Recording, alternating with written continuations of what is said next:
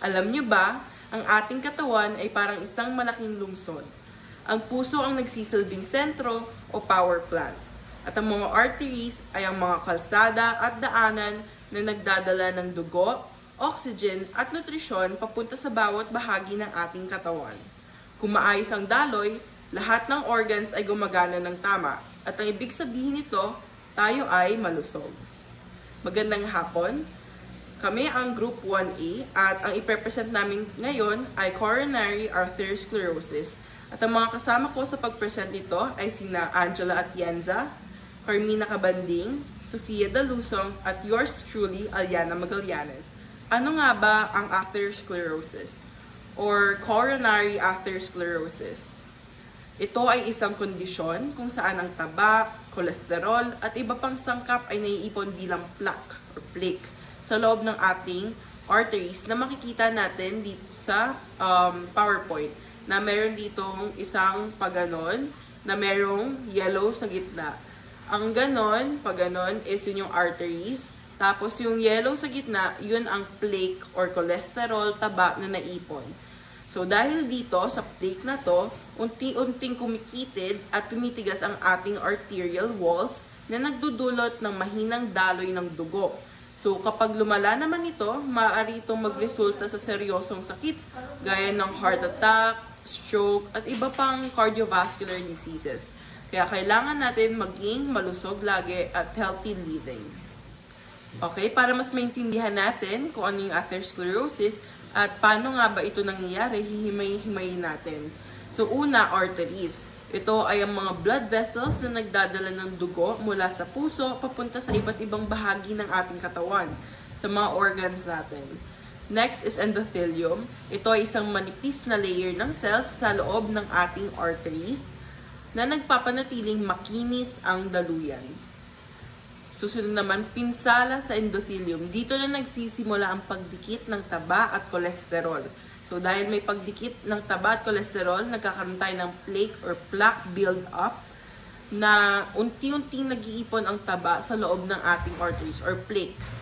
Susunod naman, pagkipot at pagtigas ng ating arterial walls. So, mas nagiging makitid at matigas ang daluyan ng dugo na nagre-resulta ng mahinang daloy ng dugo o nababawasan ng supply ng oxygen at nutrisyon ang ating mga organs. So, dahil dito, ang pwedeng mangyari ay magkaroon tayo ng heart attack, stroke, at iba pang cardiovascular disease na pag meron tayong atherosclerosis.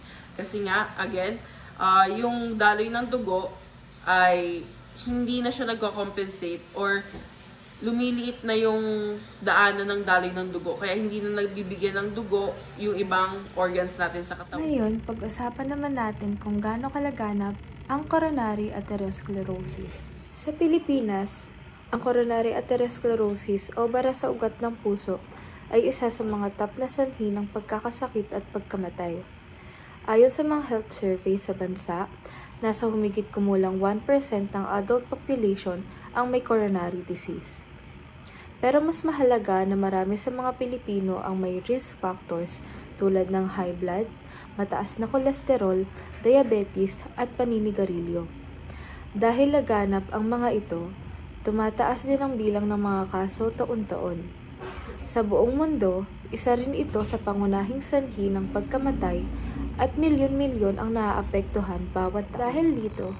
Malinaw na ang coronary atherosclerosis ay isang malaking public health problem, lalo na sa mga komunidad na Pilipino na madalas walang access sa regular check-ups at preventive care. Maraming Pilipino rin ang nalalaman lang na may sakit sila kapag malala na ang sintomas. Kaya madalas na late ang pagpunta sa doktor. Sa mga urban areas, tumataas ang kaso dahil sa stress, fast food, at kakulangan sa ehersisyo. Habang sa rural areas, madalas naman na hindi sapat ang access sa diagnostic services. Sa kabuuan, kahit mababa ang reported prevalence, ang tunay na epekto nito sa populasyon ay malaki dahil sa tahimik at unti-unting pagde-develop ng bara sa ugat ng puso. Ano nga ba ang mga sanhi kung bakit nagkakaroon ng coronary atherosclerosis? Maraming dahilan kung bakit nagkakaroon ng coronary atherosclerosis. Una na dito ang high blood pressure. na pwedeng makasira sa ugat at magdulot ng pagbuo ng taba o plaque. Kasunod nito ang diabetes, dahil ang mataas na asukal sa dugo ay nakakasira ng blood vessels. Isa na rin sa pinaka-common risk factor ang mataas na kolesterol, lalo na kung mataas ang LDL o bad cholesterol at mababa ang HDL o good cholesterol. Malaking risk din ang paninigarilyo dahil mabilis nitong sinisira ang lining ng ugat at nagpapabilis ng pagbara. Dagdag pa dito ang sobrang timbang, ang hindi pag-e-exercise at madalas na pag-upo buong araw. Nagpapataas din ng risk dahil konektado ito sa high blood, cholesterol at diabetes. Tumataas din ang posibilidad habang tumatanda at mas mataas ang risk sa lalaki. Kung may kamag-anak na nagkaroon ng sakit sa puso ng bata pa, mas mataas din ang chance na magkaroon nito. Marami sa mga risk factors na ito ang kayang baguhin, kaya mahalaga ang healthy lifestyle at regular na pagpapatingin sa doktor. Bukod dito, ang stress at kakulungan sa tulog at madalas na pagkain ng processed food ay nakakatagdag din sa paunti-unting pag-ipon ng plaque sa ugat. May mga pag-aaral din na nagpapakita na ang polusyon sa hangin, lalo na sa mga syudad, ay maaaring tumaas ang risk dahil sa chronic inflammation ng katawan. Sa kabuuan, kombinasyon ng lifestyle, genetics, at age-related changes ang nagdudulot ng pagtaas ng panganib. Kaya mas mahalagang maaga pa lang ay matutunan ng mga tao kung paano umiwas.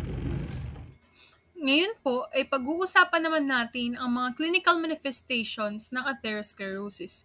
Pero ano-ano nga ba ang mga ito?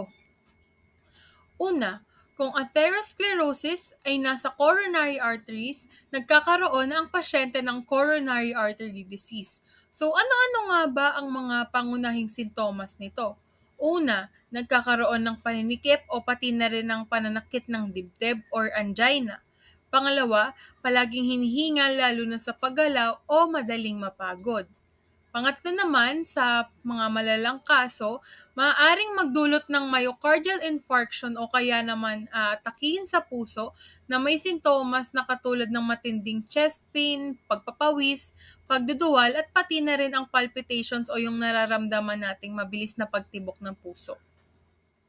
Pangalawa, kapag naman naabot ng plaque ang carotid o cerebral arteries, lumilitaw ang mga sintomas ng cerebrovascular disease, katulad na lamang ng TIA o transient ischemic attack at stroke na maaaring magpakita bilang biglaang paghihina ng kalahating bahagi ng katawan, hirap na pagsasalita, facial drooping, pananakit ng ulo at mga pagbabago sa paningin.